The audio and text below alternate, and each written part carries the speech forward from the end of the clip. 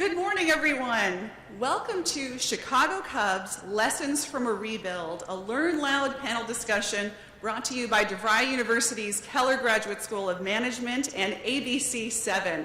I'm Amy King, Group President for Chicagoland here with DeVry University, and as a lifelong Cubs fan, I am so excited we are hosting this event today. Woo!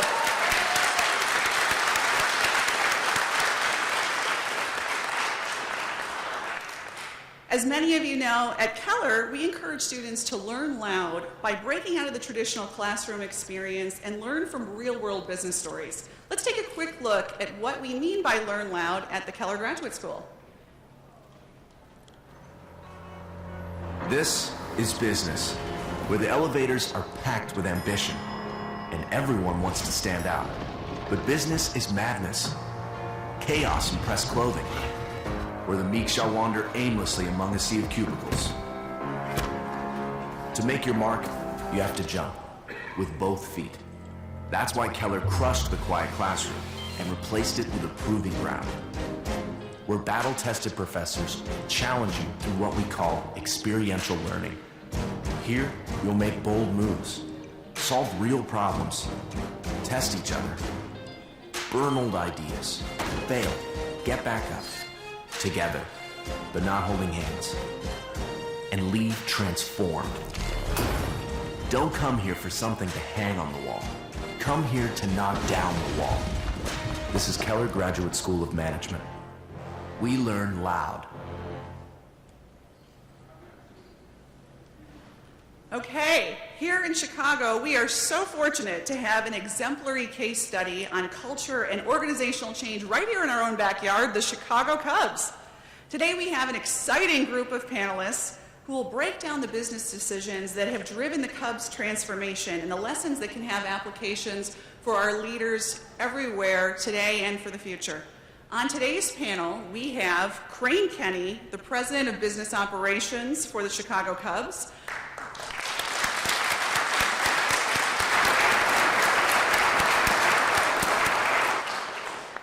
Crane took the helm after the Ricketts family purchased the team in 2009 and has led many of the successful changes we're here to discuss today. We also have Jim Rose, our moderator.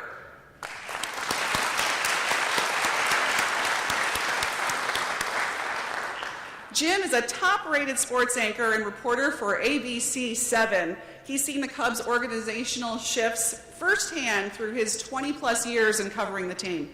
And we also have Dr. Michael Komos,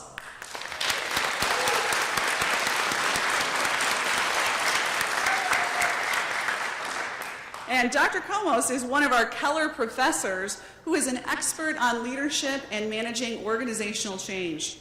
Our panelists will take questions for those of you watching from the live stream as well as from our campus audience.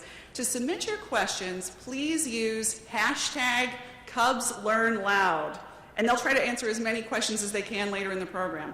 And now it is my pleasure to introduce to you Jim Rose to take it from here. Okay. Thank you. Thank you, and good morning, everyone.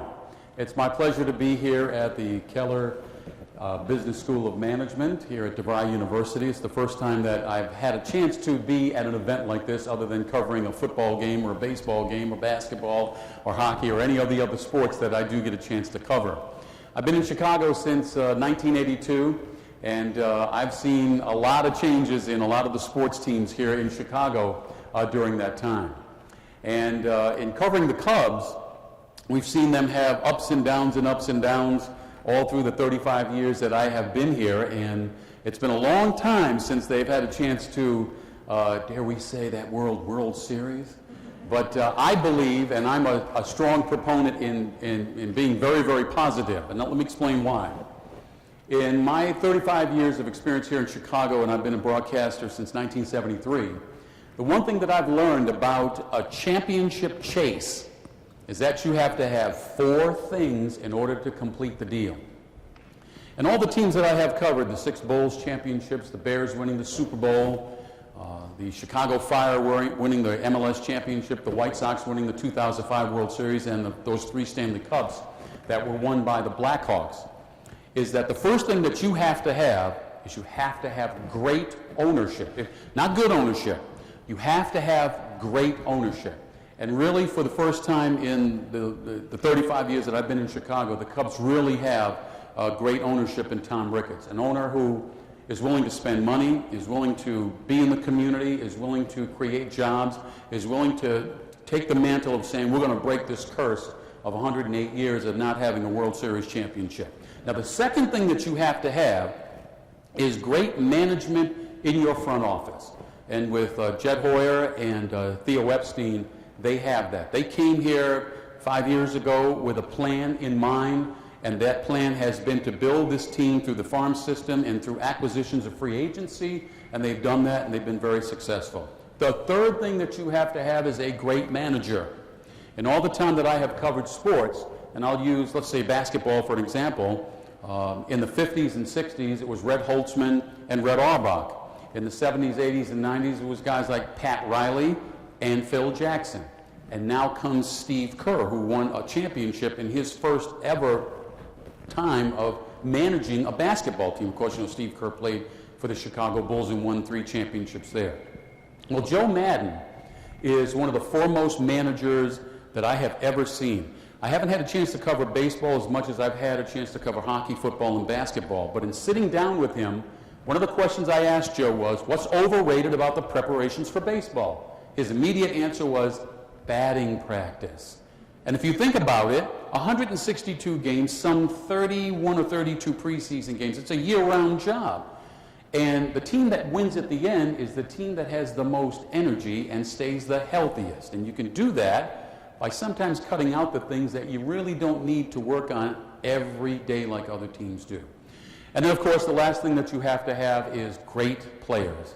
And from catcher all the way around the diamond to the outfield and in pitching, the Cubs have that. So I know that the folks who are associated with the everyday running of the Cubs are not going to say this, but I will, and I've been saying it ever since spring training. Get ready for October, because it's going to be one heck of a ride.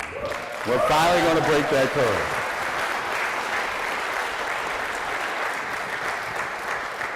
I would like now to introduce a man who has been with the Cubs for 23 years, and he has done a remarkable job in trying to navigate the business waters of trying to make the Cubs as successful as they are right now. Please welcome Crane Kennedy. Crane? Thanks, Jim. Appreciate it. Well, good morning. Thanks for having me. And first, I'd like to say what a wonderful room this is. Really nice and airy. Good to see you all here and awake this morning. Hopefully you didn't stay up too late watching our games last night. Second thing I'd like to say is thanks for having me from the Keller School of Management. What you guys are doing in our city, and really right in our backyard, it's pretty neat to drive in here and see our marquee logo in Wrigley Field active this morning. So we consider you all neighbors, and really fun to be here and do something with you today. I've got a short presentation, one that I've used, that I'll just use as a kickoff for some of the topics that may come to mind as we think about what we call the 100-year startup. This is a great Norman Rockwell painting that many of you have probably seen. And for us, it really captures the history that it really is we're trying to turn around. As you see this picture of the dugout and the look on everyone's face, it kind of symbolizes the way Cubs fans and maybe even some of the Cubs front office felt at various times leading up to the present. And as everyone here probably knows, we've had a little bit of a drought in our World Series run. We were back-to-back champions in 1907, 1908, and then there's been a little gap. And I saw something that was pretty interesting when someone was trying to encapsulate how long this drought has been. The last time we won a World Series, the crossword puzzle, sliced bread, and the state of Arizona didn't exist. The last time we won a World Series, heroin was dispensed over the counter as a cough suppressant.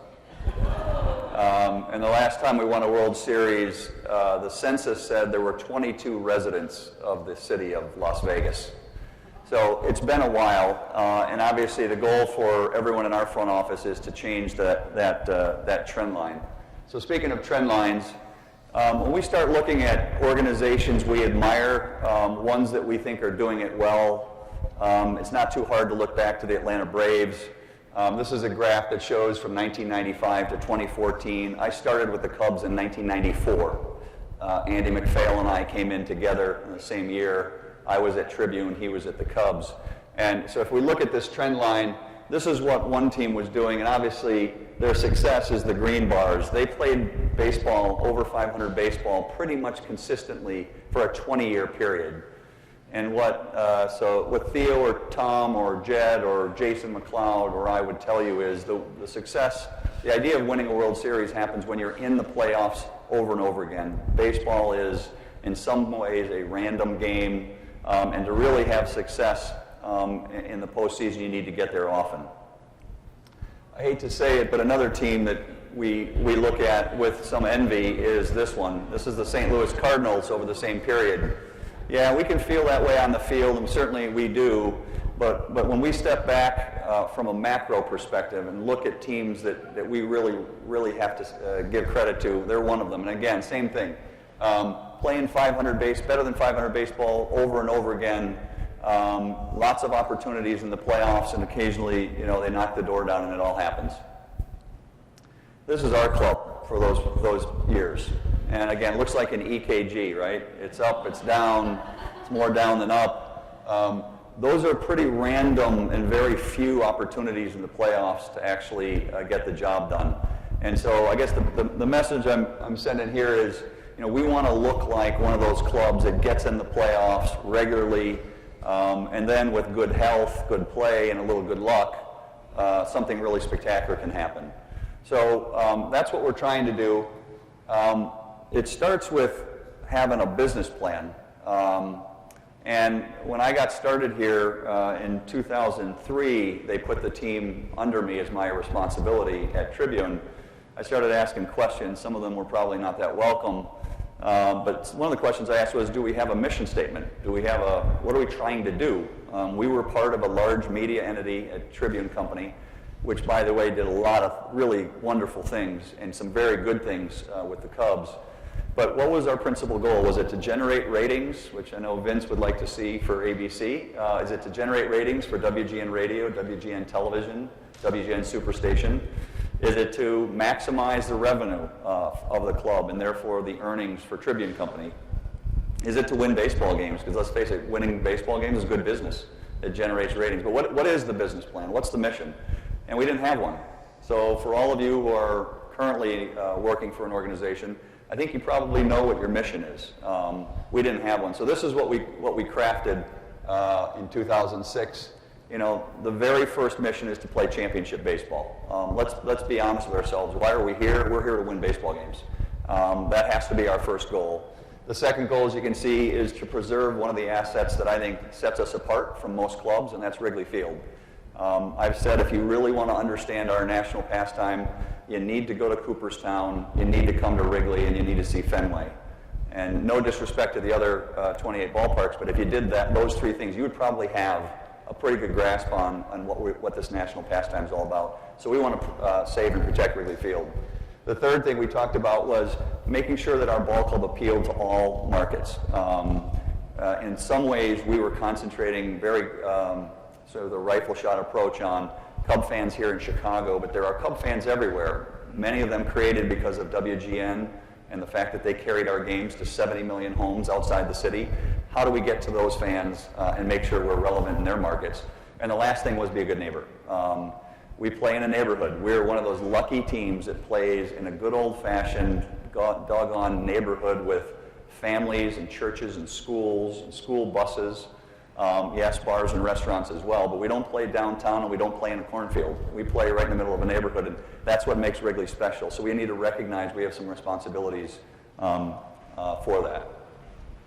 So this was our owner prior to the Ricketts family, and I think one of the things Jim mentioned was we have great ownership. And it's not that the Tribune Company was a bad owner, but they were going through some interesting times. So this is the principal business of Tribune Company was newspapers. This is a page that shows essentially the lifeblood of a newspaper is advertising, and what advertising revenue looked like, inflation adjusted from 1950 to 2013. So as you can see the decline in that business, we were the only baseball team they owned, in fact the only sports team they owned, and we were capital starved. We needed investment.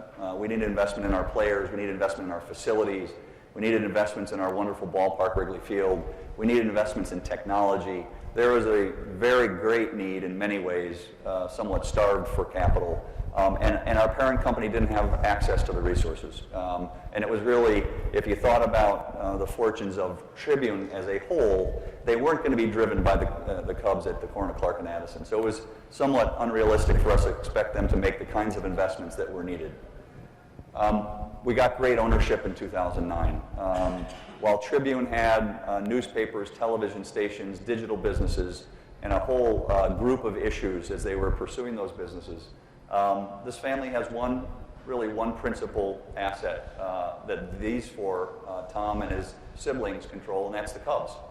So they're not concerned about the price of newsprint. They're not concerned about many of the things that Tribune had to worry about. They're worried about just this one asset, and that made life pretty easy for us.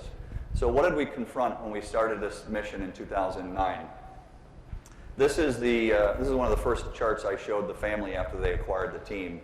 And these are the obstacles for us as a business moving forward. And I'll just kind of fly through these so you know what they are. The top is real obvious. We had an aging roster and a really poor farm system. So if you think about our product as being players and games on the field, the raw material we had was really not what those other two teams, the Cardinals and the Braves, had. We had the worst facilities in baseball. If you go to our Dominican Academy, which is really more than an academy, it's sort of the proving ground for young talent, especially that talent coming from Latin America, it was the worst of the 30 clubs. Our spring training facility was probably not the worst of the 30 clubs, but it was in the bottom 3 or 4. And Wrigley Field, for all of its incredible sort of fan amenity, the idea of having the historic scoreboard and the ivy and the proximity to the field, from a player's perspective, it was by far the worst.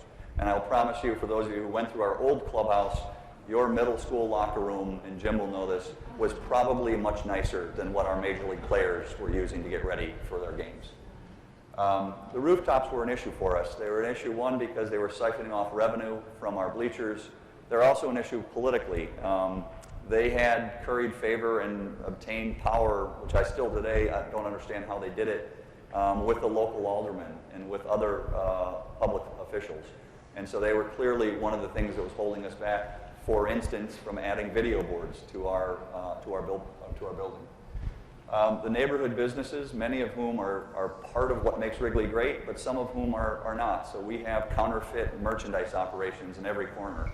Wrigley Field simply doesn't have enough space inside to serve our fans. So if you're bringing your daughter to her first Cubs game, it's going to be probably easier for you to buy her first Cubs hat outside of Wrigley Field, maybe from a bootlegger, maybe from someone who's actually misrepresenting our brand and stealing in some ways from the business.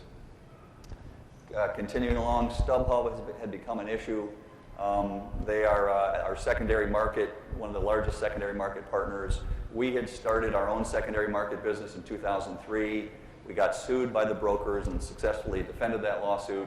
But what was happening in the secondary market was starting to erode our control of our tickets. And even today, we have issues with counterfeits and other things, so that was one issue. The amusement taxes. In Chicago, the Cubs pay the highest amusement taxes of any team in baseball. And the amusement tax that impact all the teams in Chicago are the highest of any city in the country. So while you're paying your property taxes and other taxes here, know that we also pay the highest amusement taxes. That was an issue, as was the revenue sharing arrangement that the Cubs had with the league. And I won't get into all those details. Our media contracts were below market. Tribune, as part of our transaction, had reached an agreement where they would control half of our inventory.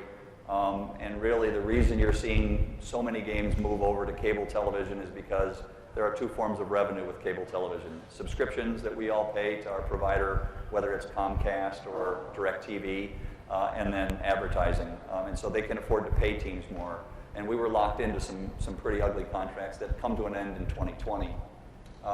E-commerce limitations from the league. So the league, we share every Cubs jersey. The license fee from every Cubs jersey gets shared with all 30 clubs. If that's the case, and we sell, let's say, 3 times as many Cubs jerseys as maybe, pick a team, the Marlins sell, we get no benefit from that. So we needed to get into the merchandise business to try and make a profit on the garment himself instead of just the licenses. So that's a short way of saying that. Who knows who that bear is up there? Does anybody know who that bear is? That is not our mascot. That is the prior mascot that was not affiliated with the club in any way. It was a group of enterprising young men who put bear costumes on, and they'd take, those little Playmate things, those little coolers that you get a six-pack in, and then they would panhandle around the ballpark. And they would do a dance. If you didn't put money in their bucket, they would threaten you.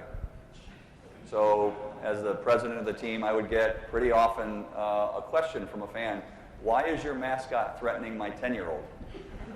And I would say, that's not our mascot. That's someone else basically parading around in a Cubs bear outfit and pretending he's our mascot. So we have nothing to do with this fellow. Those folks don't exist any longer. They agreed with us after some conversation that they should go out of business. And we introduced Clark the Cub, our own mascot.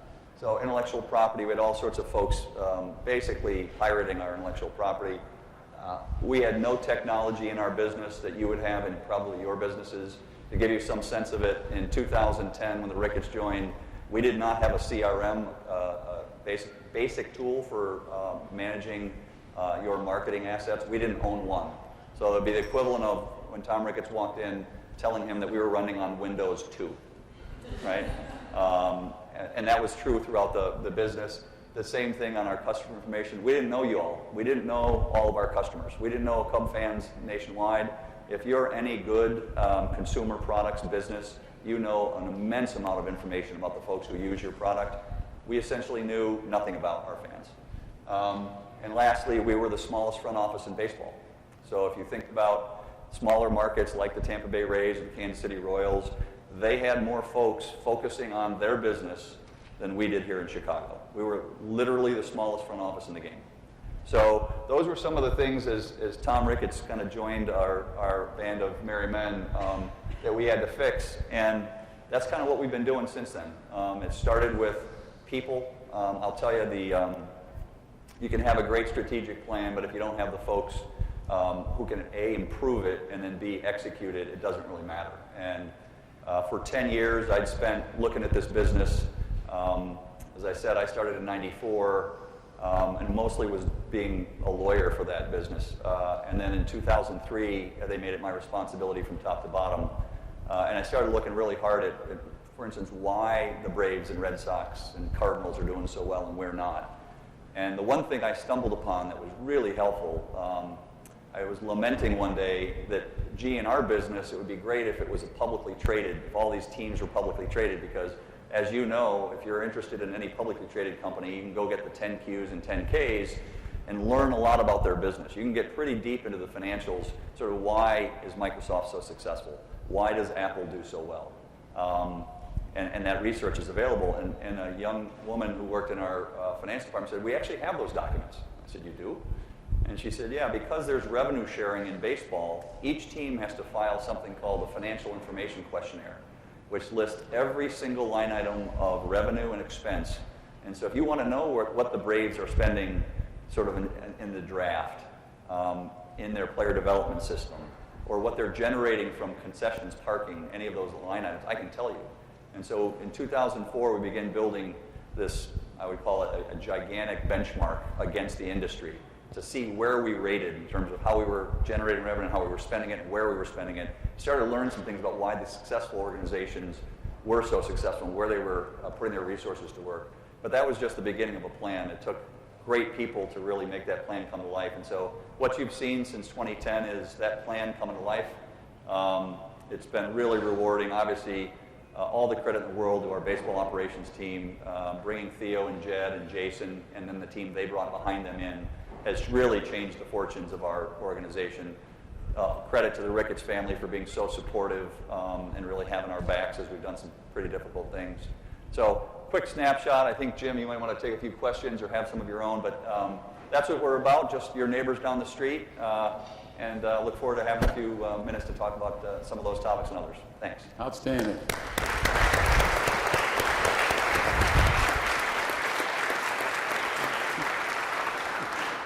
So my first response would be, so you want to be a baseball team owner? What specific leadership skills do you look for when you're hiring people for work with the Chicago Cubs?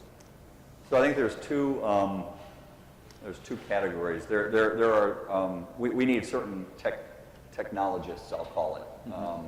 And so there are folks that we're hiring for a very specific purpose. It's a little bit like a baseball team, right?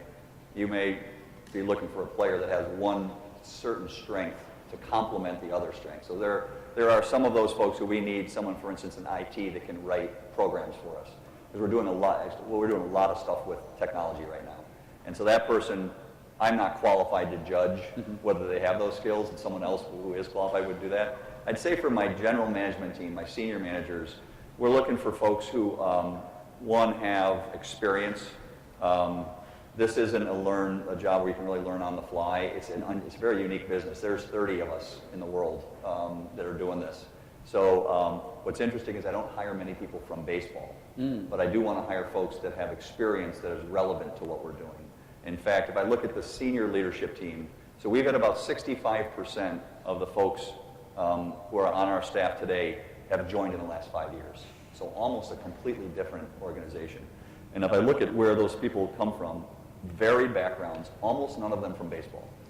And the reason that's the case is because we look at our team as it's a baseball team at the core, clearly the most important part of our business. But as you know, we're getting into lodging. We're opening a hotel. We're getting into the broadcast business. We'll launch our cable network in 2020. We're in food and beverage. We've got about to announce 7 new restaurant partners as we get into the plaza development. Obviously, we're talking about technology and the apps that we're bringing to market. So this business it's at its core certainly about baseball, but the businesses that we're growing have in many ways nothing to do with baseball. For instance, on the lodging side, with our hotel partners at Starwood. So varied skills, people who can adapt. Because one of the things that we know about Chicago, much like the weather, things are always changing. Yes. And so we do look for people who have had a variety of experiences. Let me give you an example. We hired a marketing director, which a lot of people question us for doing it this way, but they said, why don't you go grab somebody from a major market, somebody who worked for the New York Jets, or maybe somebody who worked, for the Los Angeles Lakers. And instead, we hired a woman. She had played 4 years of basketball at Michigan. She was a great athlete. And obviously understood what comes along with the sacrifices that we're asking of our players. She then went to General Mills and worked for an iconic brand. She worked for Betty Crocker and Cheerios. So understood what comes with a brand that has enormous affection around it. Then she went to Harvard Business School and got her graduate degree, and she went back to General Mills. So she had an athletic background, although not in baseball. She had a great pedigree, obviously, with her Michigan and Harvard degrees. She had experience working with iconic brands. And then when I met her, she had passion, like enormous passion to get back to sports. And I'm going to guess most of you played sports either in grade school, high school, in college is where my career ended. And you probably there's no way to scratch that itch as much as being associated to a team. So as much as General Mills had incredible brands and incredible opportunities for her, she couldn't get away from missing the sports. And so that's the kind of person we're hiring. Varied background, something relevant to what we're doing, and then someone who's adaptable. One of the things that I'm interested in seeing how this franchise navigates the waters of competing with the other 29 teams in baseball is what you've done with the physical plant that is Wrigley, and then trying to create revenue streams so that you have the capital to get the players that can win the championship. What's that journey been like? Yeah, it's a first of all, Wrigley is a blessing. I mean, it's unique.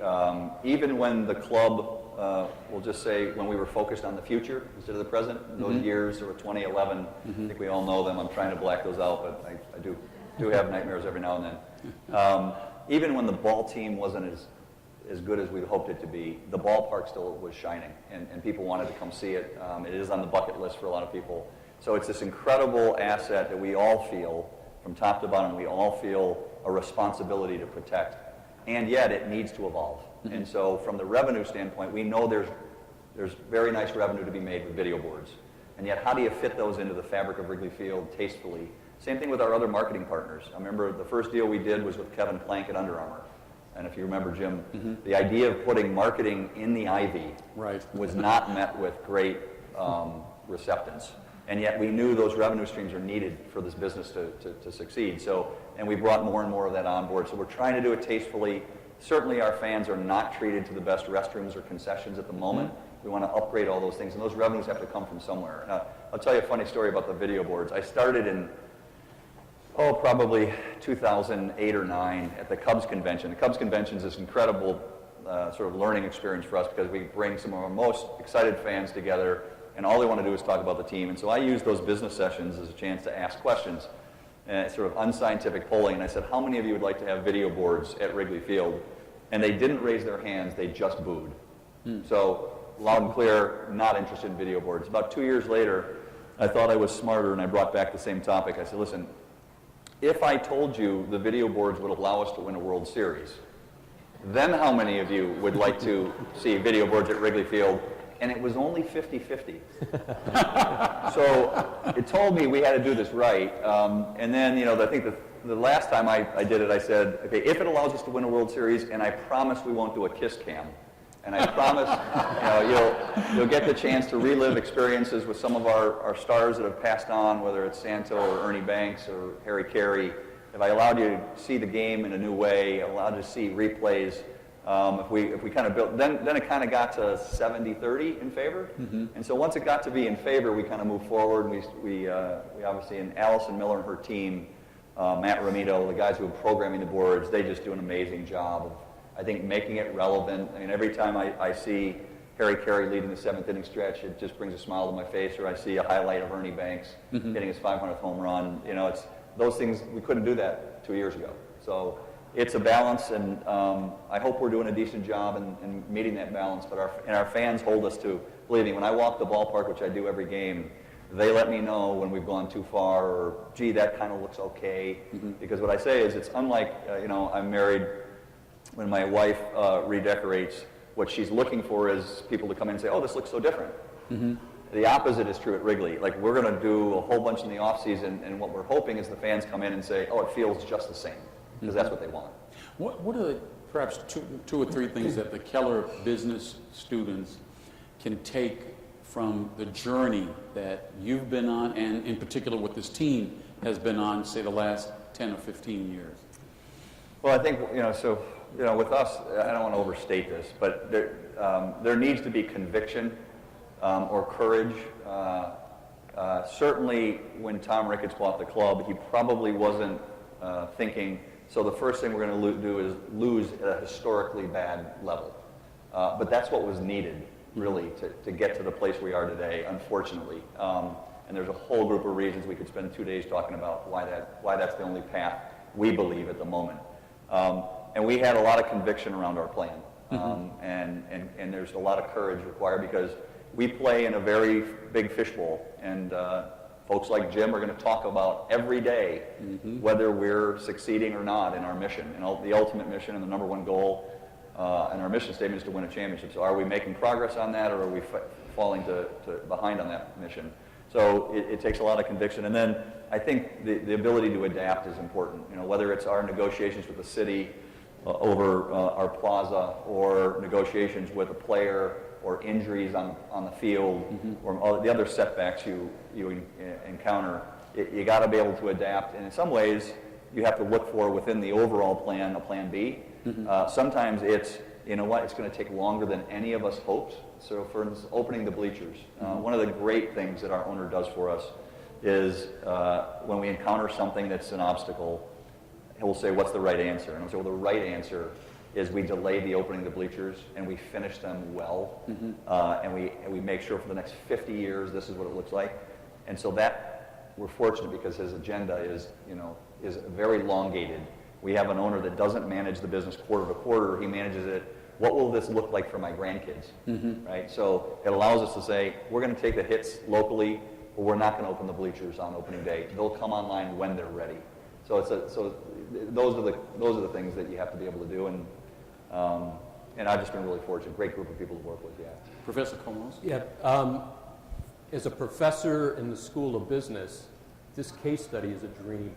It really is. And I say that for the students, as you talked about with the strategic plan, with marketing. Project management has to be a huge undertaking with so many things in motion, with the hotel acquisition, the retail space, all the things that you're doing from a business perspective, operations, human resources, as you talked about, getting the right people.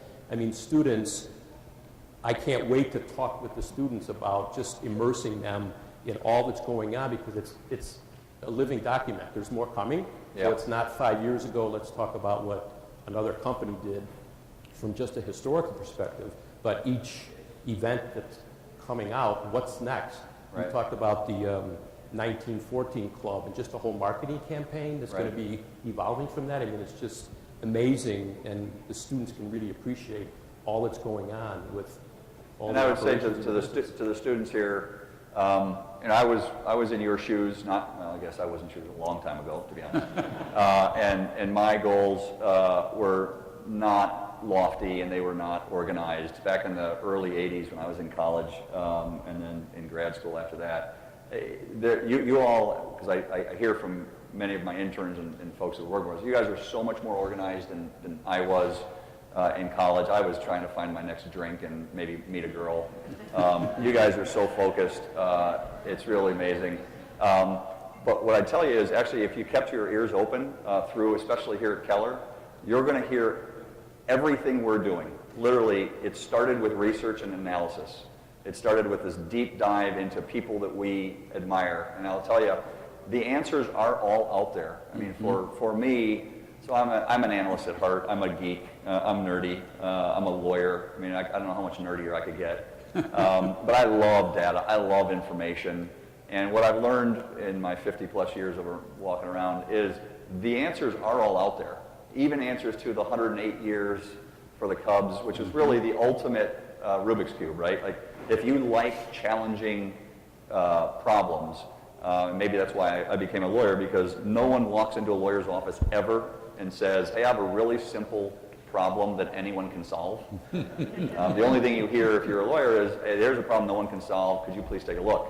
And I kind of always enjoyed that Rubik's Cube life. And the Cubs are like the ultimate Rubik's Cube, right? Like, why? Why, with so few teams, has this team not won in so many years? And for me, maybe because I'm comfortable there, I just dove into the numbers and the data and looked at what other teams are doing. So it started there, then a strategic plan that is a living document. These are probably all things you guys are reading and learning about here at Keller. This strategic plan gets reviewed twice a year. It gets updated. But the core principles, there are 14 of them in the strategic plan. They haven't changed much over our 5 years. It's a 10-year plan. We have specific goals in 2020, very specific, both in terms of revenue and on-field success that we want to achieve. And so we're working toward that goal every day. And then it's about human capital. It's about making sure the plan's being followed. All the things, now as I reflect back on my years in grad school and undergrad, I'm like, yeah, somebody said something once about, a strategic plan. Now, I wish I'd listened a little more often then. But it's all, and I would say the cool thing for you all at this age, the answers are all there. And believe me, folks who really want to be aggressively pursuing interesting issues and questions and problems, like all of you are, there's a role for you. And with the learning loud and just all about experiential learning, it's applying what's going on in the moment. So it's not just theory and lecture, but what is the next iteration that your organization is going to do, and have the students really think about that, problem solve it, critical think about what's the best path going forward, just as this is evolving, it's continuing evolving of the organization. One of the questions I want to ask you about the broadcast aspect of it. We at ABC7 have been involved with the Cubs for, this is our second season, and it's been a lot of fun, especially for me to do the pregame shows. I mean, that's what I live for. And if I'm going to toot our horn just a little bit, but the ratings have never been higher for Cubs baseball than they are on ABC7. When that whole thing came down, when you guys decided, I know it's going to be 2020 when you'll do straighten that whole situation out. How did you decide to divvy it up amongst like us and GN and Comcast? right? How did all that happen? So roughly our schedule is 150 games. There are 12 to 15 games that the league takes. So the number of games that we have to use are 150. Of those, 80 are committed to Comcast. So we know every year Comcast can have 80 of our regular season games. So then the question is, what can we do with the rest? One of the limitations, and the reason we're on over-the-air television, is there's a non-compete that was done back in 2003 when we formed Comcast. It says we can't take the remaining, call it 70 games, to cable television. They have to remain on over-the-air television. So then we have this historic relationship with WGN, which we respect, and listen, we love the folks at GN. Larry Wirt and his team, wonderful people. But we also, my job is to grow the revenue line, right? So if Theo wants to have the resources to sign players, right, I have to continue to grow the top line. And we thought, to be perfectly honest, that having some competition would be healthy for growing revenue. So we basically brought all of the other station groups in and asked them, how many of you would like to have some Cubs programming? What was interesting, and what I want to give John and Vince credit for, a lot of them said, you guys aren't playing very well, and ratings are declining. And I said, yeah, but we have a plan, and we have Theo. But largely, we have a plan, and the plan is young players. And if you take any length of time to look at our minor league system, you'll see that there's talent coming that is undeniable. And the same thing was true on the radio side when we left WGN and went over to CBS. And to be honest, Vince and his team, give him credit, they looked at the data. They looked at what was happening in the farm system, and they said, even though we're making this commitment, probably a year or two before the talent arrives, this is a good bet. And so they bet on the future. Because this is before John Lester. This is before Joe Madden. This is before Schwarber. This is before Bryant. This is before any of those guys were on the scene. They were making this decision a year before all that happened. And I think maybe a applaud for them seeing the future before it was here. And that's what, any successful business, if you can see the future before it's here, you're going to win. And they ended up winning. So ABC stepped up for a package of 25 games. We're thrilled. The competition helped me on the revenue side. And we think our fans are enjoying the fact that they get to hear more from you and from a really great team. Thankfully, we got two great folks in the booth that stayed with us, so there's continuity. Len and JD. Regardless of whether it's on CSN, GN, ABC, or sometimes the national network every now and then, you'll get to hear the same great voices calling the game. By the way, John is John Idler. He's our general manager at ABC7, and Vince is Vince Solicito, who is our general sales manager. Vince is in the back right there. That handsome gentleman back there that dresses as good as I do. Thank you, Vince. We also have some questions from social media and the Twitter world, and one is, how correlated is the financial performance of the organization to the on-field performance? Yeah, so that's a great, I get that question a lot, and I think they are literally two sides of the same coin. So if you ask me on Monday, what comes first, resources or winning? And I'll call it resources because it's not just financial. People are resources, et cetera. I'd say, well, if you win on the field, it's going to allow me to generate a lot of revenue off the field. And then I can plow that back into the on-field product. So we don't have a salary cap in baseball. So a couple of years ago, the Dodgers spent, $300 million in their payroll, and maybe some smaller markets can only spend $80 million. So resources help. Resources help because you can get better scouts. Resources help because you can maybe spend a little more on your player development. They obviously help because you can go after free agents. Maybe you can do a trade that other teams couldn't. And so resources help. So it's two sides of the same coin. I think if Theo were answering it, he'd say, well, without the resources, I can't get the players. Right. But without the players, I can't get the resources. So it's, I think it's very symbiotic. It's the chicken and egg theory. Yeah, exactly. But in that regard, it has to ultimately come down to the owner, and the owner being committed in saying, okay, we're going to commit X amount of hundreds of millions of dollars to this effort to get it going.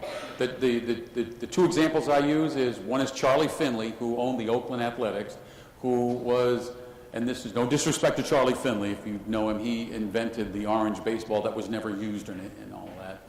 But Charlie was one of the misers of baseball. He had great talent there. Remember Joe Rudy and Reggie Jackson and Catfish Hunter and all those guys who won a World Series for him. And Billy Williams. And Billy Williams, that's right. And left to go to other teams because they would pay them a heck of a lot more money.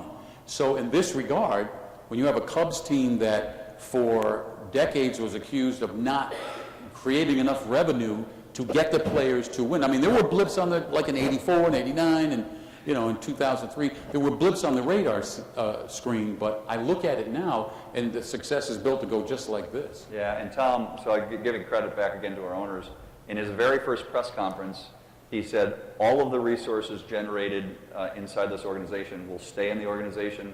They will go to the ballpark and the team and everything that's needed on the baseball side. So they don't need anything from the Cubs to sustain their lifestyle. So we're fortunate we got an owner that is not looking to monetize this anytime soon. And so if you think about it, in addition to all the resources you guys think about, well, the payroll's really up. We're now at the CBT level, and they've signed all these players, and they went and did Lackey, and then they did Zobrist, and still did Hayward, and on and on. Tom is also plowing hundreds of millions into the ballpark and the plaza. So if you think about it, most cities, unfortunately we're not one of them, most cities have a very simple agreement with ownership. They say, we'll go 50-50. So the Braves are building a new facility. Apparently after 17 years, Turner Field is obsolete. Right. So it's just a little, Yeah. little It was young. built for the Olympics, it's not Right. good enough now. But so the Braves are building a new facility, the Rangers are building a new facility, the Marlins just completed a new facility. And what happens is most cities say, okay, you pay half, we'll pay half. So in our city, it was you pay all, we'll pay none, and we'll tax you. Right. So that was the deal we struck here, not one of my best negotiations, clearly. And so our owner had to step up and say, okay, so it's unlike any other city. We're going to pay for all of it. And he said, okay.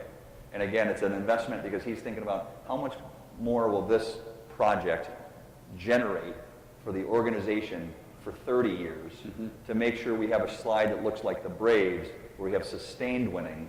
Because as much as we have a wonderful team and we really believe in the club we have on the field, you need to get there every year. And last year we got to the CS. Obviously this year we'd like to take another step. But it's every year. That requires resources, that requires development, project management, and so the whole thing kind of works together. So huge kudos for our ownership. From Twitter, what strategies do organizations use to grow and appeal to audiences outside of their home market? Yeah, so what's interesting in our case, the league limits where our broadcasts can go. So when you see our games, other than the national games on ESPN and Fox, they can go anywhere. But we're confined to a territory that's essentially Illinois, Indiana, Iowa, a little part of Wisconsin. So this is kind of where every game can be televised.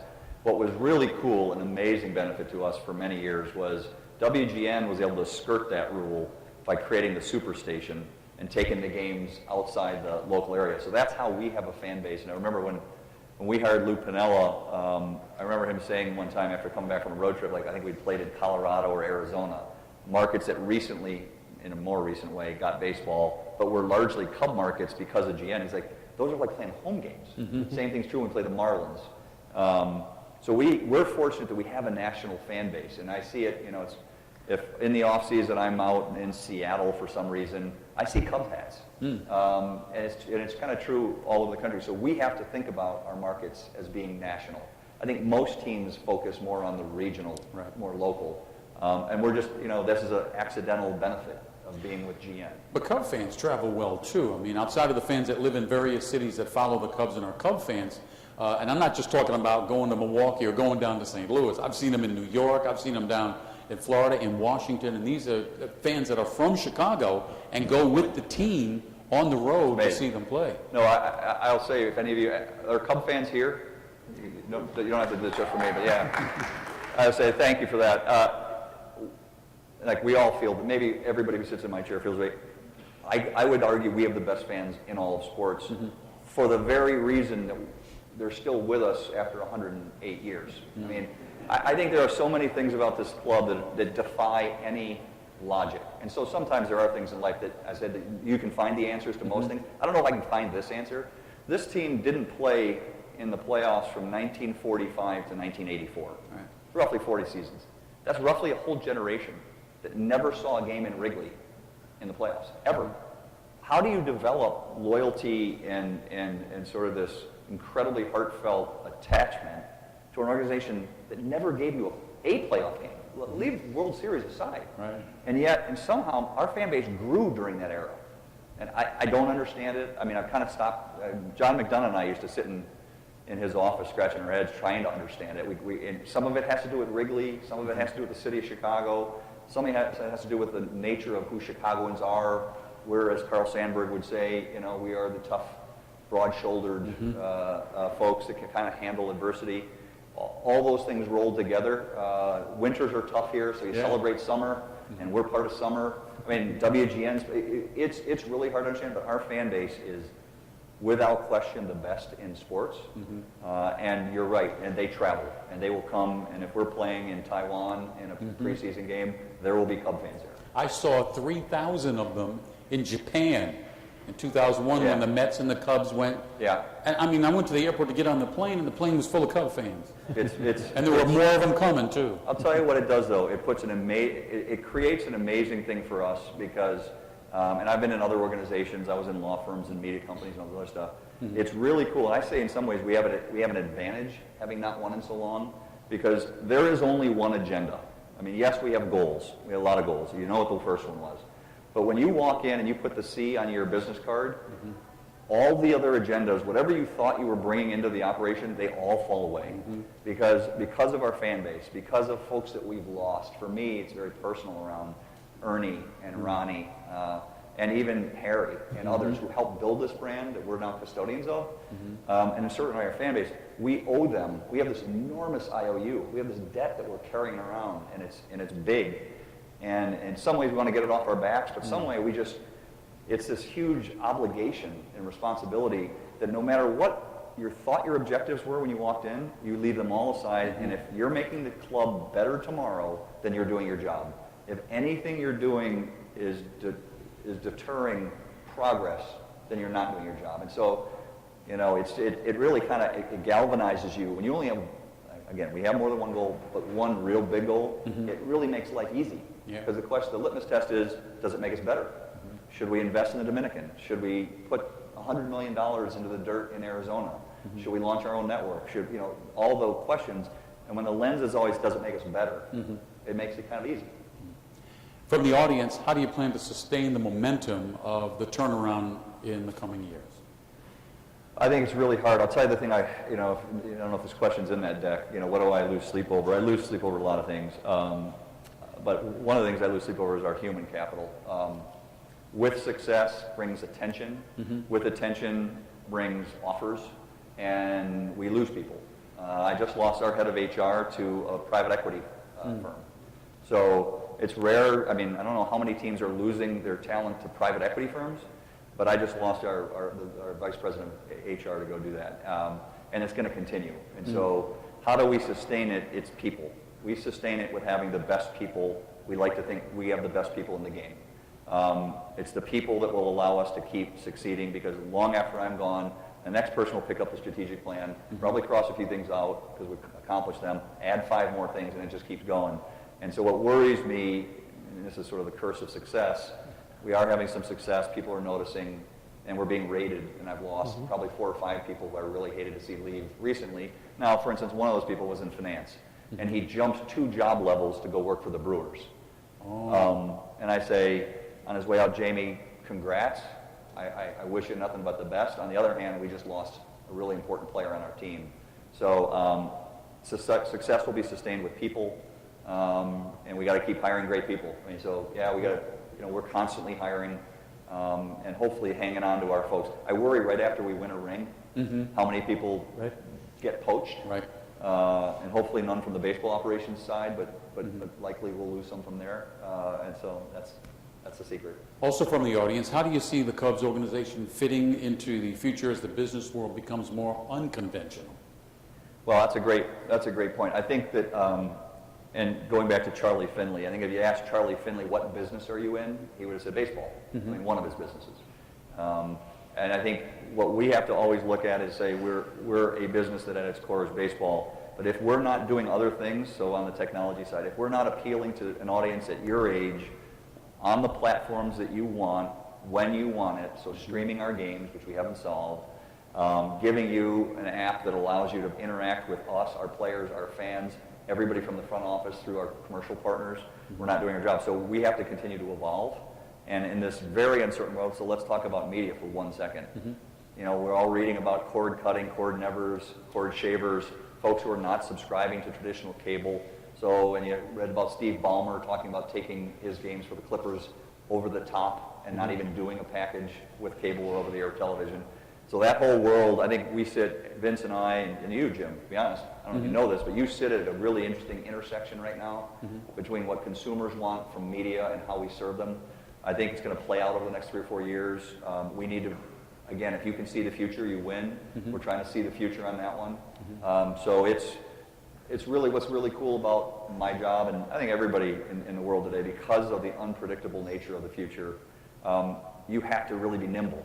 And whatever your plan is today, you better make sure you're prepared to adjust as you kind of go forward.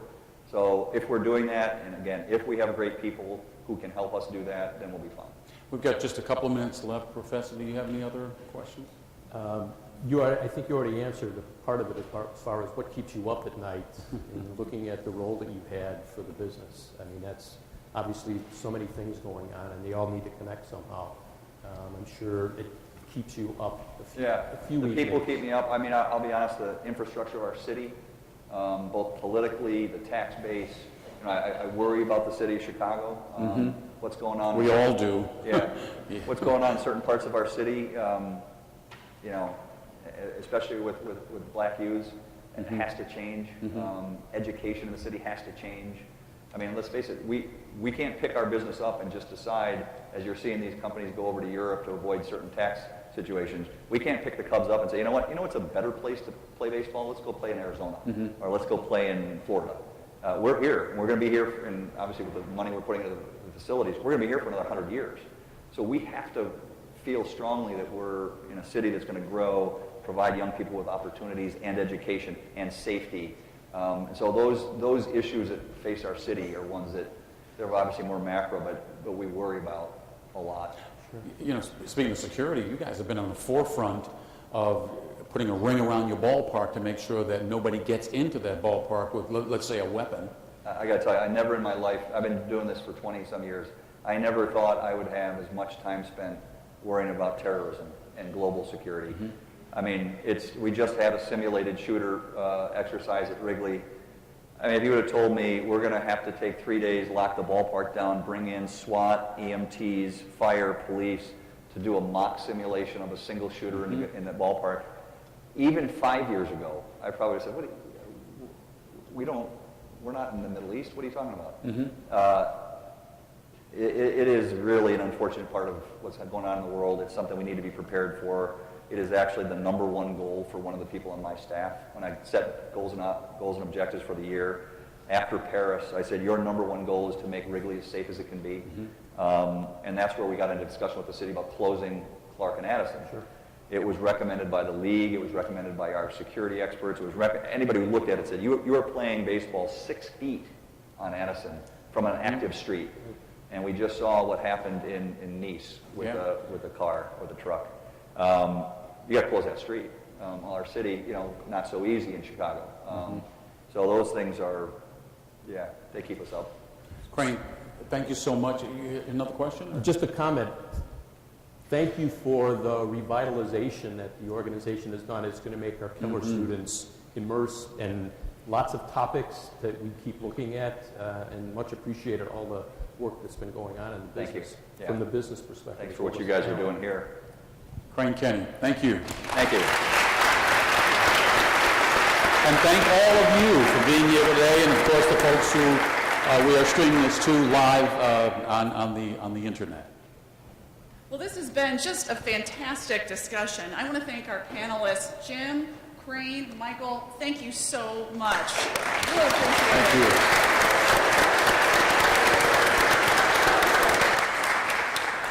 Really terrific insights on managing change and strategic planning. So appreciate it. And you know, the Cubs have come a long way, and I got to say, I believe this is our year. I do. It's a great story. It is a great story. For everyone watching, I want to thank you so much for joining us today. At Keller, we are so proud to be able to bring these real-world business experiences like these to our students. To learn more, visit us at keller.edu. And thank you again so much for joining us today. And let's go Cubs!